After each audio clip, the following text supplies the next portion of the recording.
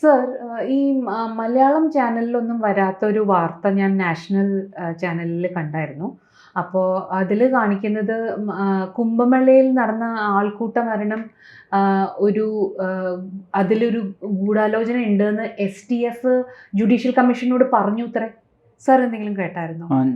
ഇല്ല, ഞാനിത് ഡേ 1 ഞാൻ ആ വിഷ്വൽസ് കണ്ടിരുന്നു.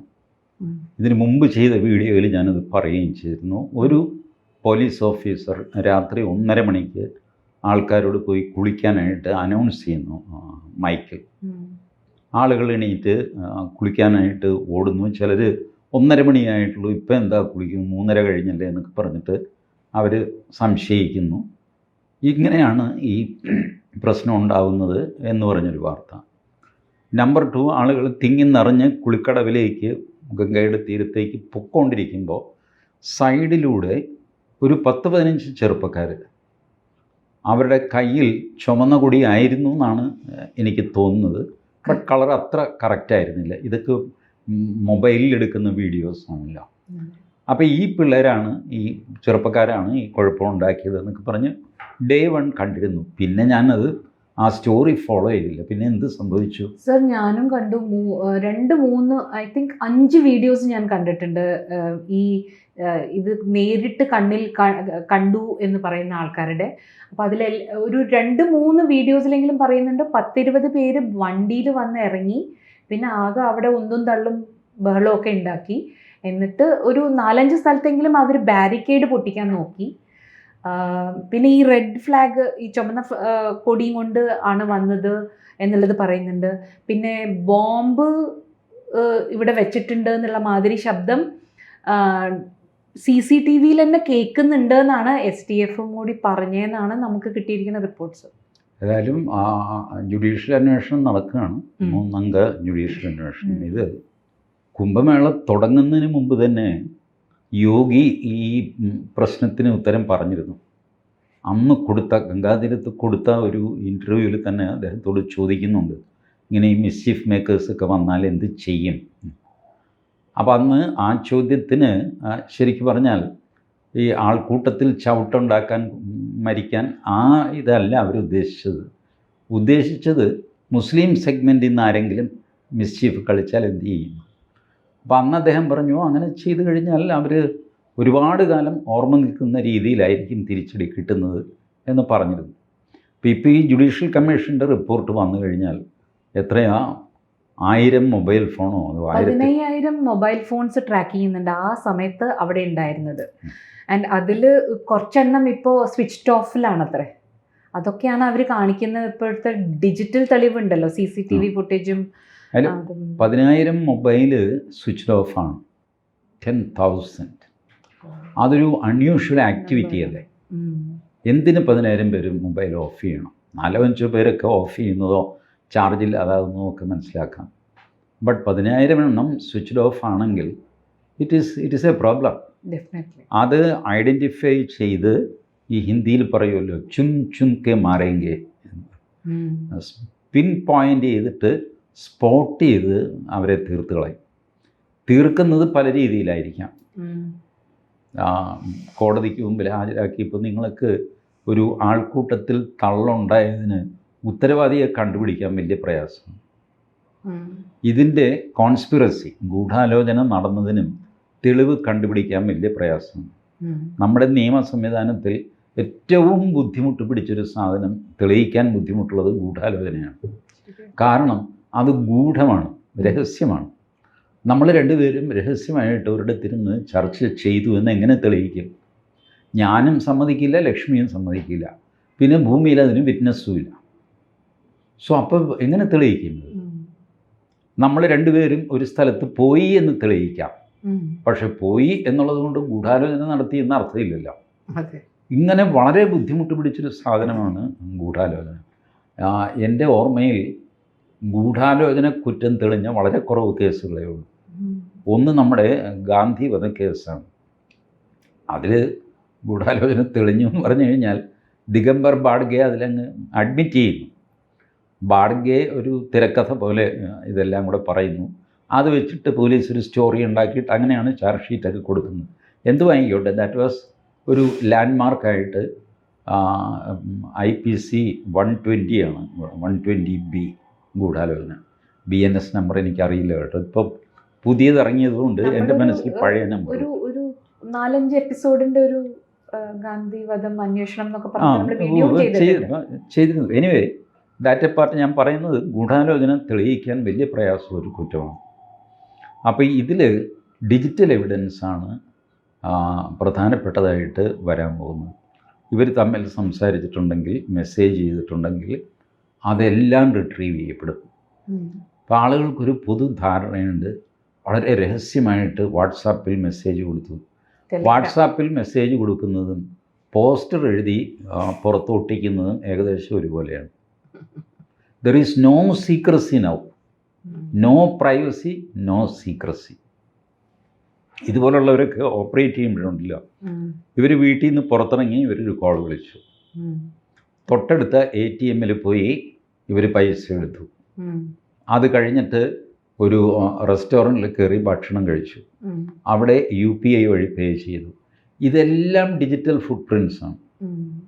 ഈ ഡിജിറ്റൽ ഫുട് പ്രിൻസ് ഇപ്പോൾ വളരെ വേഗം പോലീസിന് ട്രേസ് ചെയ്യാൻ പറ്റും. അങ്ങനെയാണ് ഈ ടെററിസ്റ്റ് ഓപ്പറേഷൻസ് ഒക്കെ ഇപ്പോൾ നിന്നുപോയത് കണ്ടില്ലേ. പഴയ പോലെ ടെററിസ്റ്റ് ഓപ്പറേഷൻസ് നടക്കാത്തത് എന്താ? Because there is huge interception by police. നമ്മൾ ഫോൺ ചെയ്താൽ ആ സെക്കൻഡിൽ പോലീസിന് ഇത് കിട്ടും, ഇന്ന നമ്പറിലേക്ക് കോൾ വന്നു, then you will be monitored. ഇതാണ്. അപ്പം നമ്മളെന്താ ചെയ്യുന്നത്? ഒരു 10-25 സിം കാർഡ് എടുത്തിട്ട് പല ഫോണിൽ നിന്ന് അങ്ങോട്ടും ഇങ്ങോട്ടും ഒക്കെ വിളിക്കും. ഈ 25 കണക്ഷൻ എന്നൊക്കെ പറയുന്നത് കമ്പ്യൂട്ടർ, എസ്പെഷ്യലി ഇപ്പോൾ AI അസിസ്റ്റഡ് സിസ്റ്റംസാണ്. 25 അല്ല, 2500 ഫോൺസ് തമ്മിൽ കമ്മ്യൂണിക്കേറ്റ് ചെയ്ത് കഴിഞ്ഞാലും ഇറ്റ്സ് വെരി ഈസി. അതിൻ്റെ ഒരു ഡാറ്റ ഉണ്ടാക്കിയിട്ട് കറക്റ്റ് ഗ്രാഫ് ചാർട്ട് ഒക്കെ ആയിട്ട് നിങ്ങൾക്ക് തരും. പെർ ഡേ ഇത്ര കോൾസ് ഇന്നത് പോയിട്ടുണ്ട്, ഇന്നത്. Everything will be on your table. That is how smart these people have become. സംശയം ഉണ്ടല്ലോ സർ, എന്നാലും പന്നു ഇതിൽ SFJ 6 for Justice അവർ ആണോ ഇതിൻ്റെ പിന്നിൽ, അതോ നമ്മുടെ അഖിലേഷ് യാദവും സമാജ്വാദി പാർട്ടിയും അവരുടെ കാര്യങ്ങൾ സാധിക്കാൻ വേണ്ടിയിട്ടാണോ? എനിക്ക് ഈ അഖിലേഷ് യാദവ് അത് ചെയ്യും എന്ന് ഞാൻ കരുതുന്നില്ല. കാരണം വലിയൊരു റിസ്ക്കാണിത്. പിടിക്കപ്പെട്ടാലുണ്ടല്ലോ പിന്നെ അഖിലേഷ് യാദവിന് ഈ ജന്മം അവിടെ UP ജീവിക്കാൻ പറ്റില്ല. പന്നു വേറൊരു പോസിബിലിറ്റിയാണ്. കാരണം പന്നു ഇന്ത്യയിലല്ല. 6 for Justice എന്നൊക്കെ പറയുന്ന 15 പേര് എങ്കിലും അത്രയേ ഉള്ളൂ അതിനകത്ത്. ആരേ ഉള്ളൂ പന്നു അല്ലാതെ രണ്ടാമതൊരു നേതാവിൻ്റെ പേര് പറഞ്ഞ് SFJയുടെ ഇല്ല.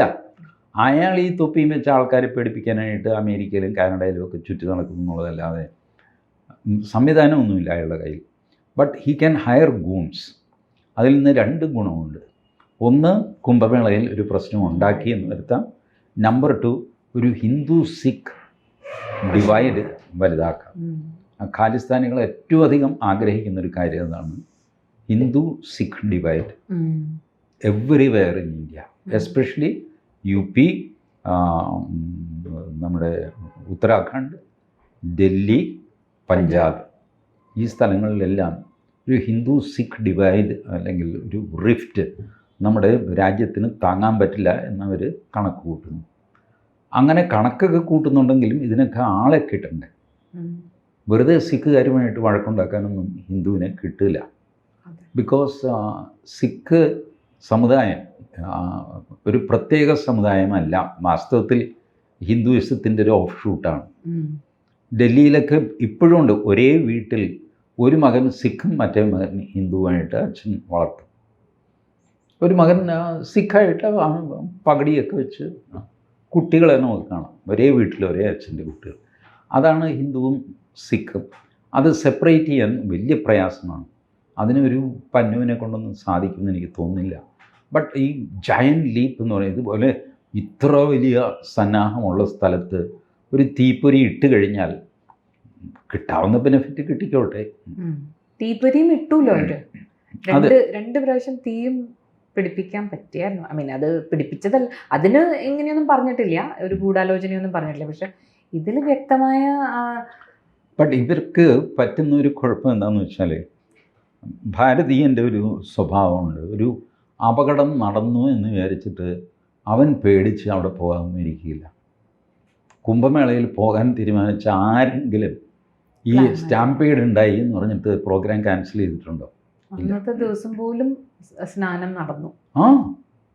ഈ ഇതിൻ്റെ കുംഭമേളയിൽ കുത്തും ചവിട്ടും ഒക്കെ ആയിട്ട് 16, 17 എന്നുള്ള ഫിഗറാണ് നേരം കാണിച്ചുകൊണ്ടിരുന്നത്.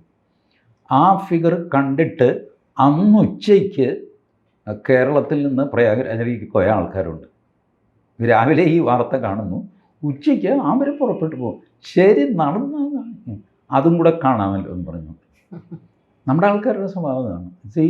ഈ അമേരിക്കയിൽ ട്വിൻ ടവേഴ്സ് വിമാനം ഇടിച്ചിറക്കി തകർത്തല്ലോ. എല്ലാവരും ട്വിൻ ടവേഴ്സിൽ നിന്ന് ദൂരേക്ക് ഓടി. 1-1.5 കിലോമീറ്റർ ഓടിയ ആൾക്കാരുണ്ട്. ഇന്ത്യയിൽ നേരെ തിരിച്ചാണ്. ഡൽഹി സ്ഫോടനം നടന്നു നമ്മളുടെ ആ അജ്മീരി ഗേറ്റിനടുത്ത്. അജ്മീരി ഗേറ്റിലല്ലോ, ഇപ്പുറത്തെ റെയിൽവേ സ്റ്റേഷൻ്റെ 2 എൻഡ് ഉണ്ടല്ല, അതിൻ്റെ പടിഞ്ഞാറ് വശത്ത് എന്ത് മാർക്കറ്റാ, സൺ മാർക്കറ്റ്. അവിടെ ബോംബ് പൊട്ടിയപ്പോൾ എല്ലാവരും കൂടെ അങ്ങോട്ട് ഓടി. ആംബുലൻസിൽ ആളെ എടുത്ത് പോകാൻ വഴിയില്ല, ലാത്തി ചാർജ് ചെയ്യേണ്ടി വന്നു.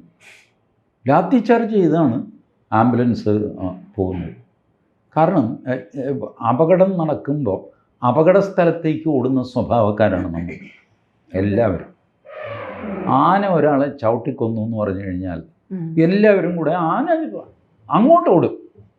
അവിടെ അല്ലെങ്കിൽ തന്നെ ആന ഒരാളെ ചവിട്ടി കൊന്നു കഴിഞ്ഞു, അത് അവിടെ എവിടെയോ ഉണ്ട്, അതൊന്നും നമുക്ക് പ്രശ്നമില്ല, എല്ലാവരും കൂടെ അങ്ങോട്ട് ഓടും. അവസാനം ഈ ആൾക്കൂട്ടം നിൽക്കുന്നതുകൊണ്ട് ആനയെ ഒന്നും ചെയ്യാൻ നിർവാഹമില്ല, മരിച്ചുപോയ ആളിനെ എടുത്തുകൊണ്ട് പോകാൻ പറ്റില്ല. അവസാനം പോലീസ് ലാത്തി ചാർജ് ചെയ്താണ് ഈ മരിച്ച ആളിനെ അല്ലെങ്കിൽ പരിക്കേറ്റ ആളിനെ ഹോസ്പിറ്റൽ. ഇതാണ് നമ്മളുടെ സ്വഭാവം. അപ്പോൾ പന്നു വിചാരിക്കുന്ന പോലെ ഒരു സ്റ്റാമ്പേഡ് ഉണ്ടായി അതുകൊണ്ട് ഇനി ഞാൻ കുംഭമേളയ്ക്കില്ല എന്ന് പറയുന്ന ടൈപ്പല്ല. നമ്മുടെ ശബരിമല നോക്കുക, 112 പേരാണ് പുല്ലുമേട് ദുരന്തത്തിൽ മരിച്ചതെന്ന്. കുംഭമേള 30 പേരല്ലേ. This where 112. 20,000 പേര് കൂടിയ സ്ഥലത്താണ് 112 പേര് മരിച്ചത്. എന്നിട്ട് ആരെങ്കിലും ശബരിമല പോക്ക് നിർത്തിവെച്ചോ? ഇല്ല. അതൊക്കെ പോട്ടെ, മെക്കയിൽ സ്റ്റാമ്പേഡ് ഉണ്ടായില്ല. മെക്കയിൽ ഭീകരമായ ഏറ്റവും വലിയ സ്റ്റാമ്പേഡ് അവിടെയായിരുന്നു എനിക്ക് തോന്നുന്നത്. ബട്ട് മെക്ക തീർത്ഥാടനം മുസ്ലിങ്ങൾ നിർത്തിവെച്ചോ? ഒന്നും സംഭവിച്ചില്ല. അടുത്ത വർഷം അതിൽ കൂടുതൽ ആൾക്കാർ പോകാൻ തുടങ്ങി. സോ ഇത് ഈ പന്നുവിനെ പോലത്തെ തല്ലിപ്പള്ളികളൊന്നും വിചാരിച്ചാൽ ഇതിലൊന്നും ചെയ്യാനൊന്നും പറ്റില്ല. But they will get A temporary relief. 30 എണ്ണത്തെ ഞാൻ തട്ടി, ഇങ്ങനെ ആയിരിക്കും അവർ കണക്ക് കൂട്ടുന്നത് മഹാഭാവികൾ. അപ്പം എന്തായാലും സർ, സംഭലിലൊക്കെ ചെയ്ത മാതിരി ഉണ്ടല്ലോ, അവർ സർ ശ്രദ്ധിച്ചിട്ടുണ്ടാവും ആ പള്ളിയുടെ അവിടെ പ്രശ്നം ഉണ്ടാക്കിയ ആൾക്കാരുടെ അടുത്ത് ഇപ്പോൾ ആക്ച്വലി സംഭലിൻ്റെ ചുറ്റിനുമുള്ള കുറേ വീടുകൾ എല്ലാം പൊളിച്ച് അവിടുന്ന് അമ്പലങ്ങളും വേറെ പല എന്താ പറയുക സ്ട്രക്ചേഴ്സ് പൊങ്ങി വരുവാണ്. അപ്പോൾ അതുമാതിരി ഒരു ഇതിലൊരു അന്വേഷണം ചെയ്ത് കഴിഞ്ഞു കഴിഞ്ഞാൽ എവിടെ എത്തും എന്ന് നമുക്ക് പറയാൻ പറ്റില്ല. അത് വളരെ വേഗം, നമുക്ക് ഇമാജിൻ ചെയ്യാൻ പറ്റാത്ത സ്പീഡിലാണ് UP പോലീസ് ആക്ട് ചെയ്യുന്നത്. യു ഫൈൻഡ് ഔട്ട് സംതിങ്, കേരളത്തിൽ എന്തെങ്കിലും കണ്ടു, UP പോലീസിനെ ടാഗ് ചെയ്തിട്ട് ട്വീറ്റ് ചെയ്യുക, അവരത് സീരിയസ് ആയിട്ട് എടുക്കും. വിതിൻ 20 മിനിറ്റ്സ് അവരുടെ ആക്ഷൻ ഉണ്ട്. ട്വിറ്റർ നോക്കിയിട്ട് അവർ ആക്ട് ചെയ്യും. അത്ര എഫിഷ്യൻ്റായിട്ടാണ് UP പോലീസ് നിൽക്കുന്നത്. അതുകൊണ്ട് ഈ ജുഡീഷ്യൽ അന്വേഷണം, നമ്മുടെ ഇവിടെ ജുഡീഷ്യൽ അന്വേഷണം പ്രഖ്യാപിക്കും, ഒരു റിട്ടയർഡ് ജഡ്ജിയെ തപ്പിയെടുത്തിട്ട് ആ മനുഷ്യനൊരു കസേര പോലും കൊടുക്കില്ല. 6 മാസം അങ്ങേര് വീട്ടിൽ തന്നെ ഇരിക്കും, എന്ത് ചെയ്യണമെന്ന് അറിയാമല്ലാതെ. 6 മാസം കഴിയുമ്പോൾ അങ്ങേർക്ക് ഒരു ആപ്പീസ് കൊടുക്കും, അപ്പോഴും കസേരയില്ല. കസേര ഓർഡർ ചെയ്തിട്ടുണ്ട്, വരട്ടെ എന്നൊക്കെ പറഞ്ഞു. ഈ പരിപാടിയൊന്നുമല്ല UPയിൽ നടക്കുന്നത്.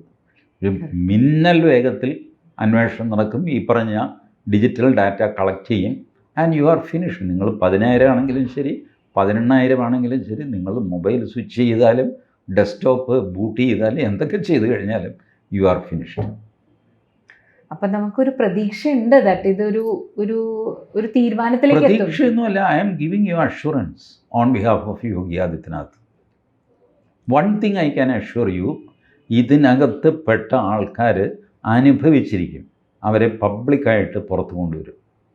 And what will be their fate എനിക്കറിയില്ല.